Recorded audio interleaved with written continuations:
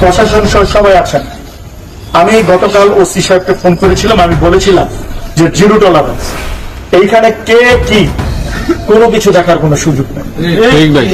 2500-এর পরিবেশ শান্তিপূর্ণ চাই, 2500-এর পরিবেশ সন্ত্রাস ডাকাতি মুক্ত মাদক মুক্ত চাই, 2500-এর মানুষের একটি স্বস্তির 2500 চাই, একটা আস্থার 2500 চাই। তার জন্য যা করা দরকার, আপনারা যাকে অ্যারেস্ট করলে মনে করবেন আপনাদের তদন্তে যে বের হয়ে আসবে, সে যেই হোক, তাকে আইনের আওতায়। আমি বলতে চাই কোনো ছাড় দেওয়া হবে না। জিরো টলারেন্স বলেছি, জিরো টলারেন্স। আপনারা তদন্তের স্বার্থে যাকে যাকে জিজ্ঞাসাবাদ করা দরকার সবাইকে আইনের আওতায় আনেন, আইনের জিজ্ঞাসাবাদ করেন। মামলাটা যাতে একুরেট ঘটনাটা যাতে অন্যদিকে চলে না যায়, আপনারা সঠিক বিষয়টা তদন্ত করে সঠিক জিক্স একুরেট ঘটনাটা বের করেন এবং একুরেট যারা হত্যাকারী সে হত্যাকারীদেরকে বিচারের আওতায় আনতে হবে, আইনের আওতায় আনতে হবে। এই ব্যাপারে কোনো ছাড় দেওয়া যাবে না। আপনাদের কাছে অনেক প্রযুক্তি আছে, অনেক কিছু আছে।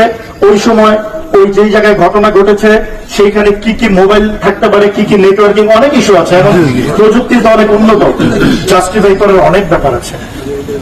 বা আমরা যাদের যাদের সাসপেক্ট করবো তাদের অবস্থান কোথায় ছিল, তাদের কি অবস্থা ছিল, সেটাও কিন্তু জাস্টিফাইয়ের অনেক হয়ে উঠেছে। আপনারা জিজ্ঞাসাবাদ করেন, যাদের যাদের দরকার জিজ্ঞাসাবাদের আওতায় নেন, আইনের আওতায় নিয়ে জিজ্ঞাসাবাদ করেন এবং যাদেরকে আপনার মনে হবে এই মামলার সাথে সম্পৃক্ত তাদের অ্যারেস্ট করেন।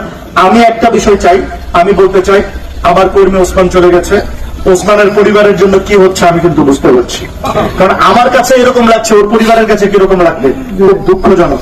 যে ওসমানকে আমি নিজে বিয়ে করাই নিয়ে এসেছি, সেই ওসমান আজকে তার একটা 3 বছরের বাচ্চা আর হলো আরেকটা বাচ্চা এখনো গর্ভবতী মা পেটে আছে। মানে এটা মানে আপনি দেখেন, ওসমান থেকে ধরে যারা আছে আমাদের সকল নেতাকর্মী কাজ করে খাওয়ার চেষ্টা করছে, ধান্দাবাজি করে না, সবাই পরিশ্রম করে আর্ন করে সৎ উপায় অর্জন করে খাওয়ার চেষ্টা করছে। কিন্তু পরিস্থিতি কোন দিকে গেল দেখেন।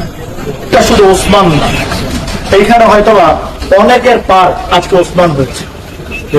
এটা 2500-এর পরিস্থিতি নষ্ট করে দেওয়ার জন্য, 2500-এর অবস্থা ধ্বংস করার জন্য, 2500-এর জনগণের স্বাভাবিক যে আজকে আস্থা ফিরে এসেছে, তারা সুন্দরভাবে বসবাস করতে পারছে, সেই তাদের আস্থার জায়গাটা নষ্ট করার জন্য মাননীয় প্রধানমন্ত্রী একটি আধুনিক বাংলাদেশ, একটি উন্নত প্রগতিশীল বাংলাদেশ গড়ার লক্ষ্যে আমাদেরকে যেভাবে কাজ করতে বলেছেন, আমি কিন্তু 2500-এ সেভাবে জনগণকে সাথে নিয়ে কাজ করার চেষ্টা করছি, আমাদের নেতা কর্মীদের সাথে নিয়ে কাজ করার চেষ্টা করছি। গণমাধ্যমের ভাইয়েরা আছেন, আপনারও ইতিপূর্বে 2500-এ কি অবস্থা ছিল, ডাকাতি থেকে মাদক থেকে ধরে অন্যান্য জায়গায় কি অবস্থা ছিল, এবং এই ইলেকশনের পরে মাননীয় প্রধানমন্ত্রীর নেতৃত্বে 2500-টা আমরা কিভাবে রেখেছি আপনারা কিন্তু দেখেছেন।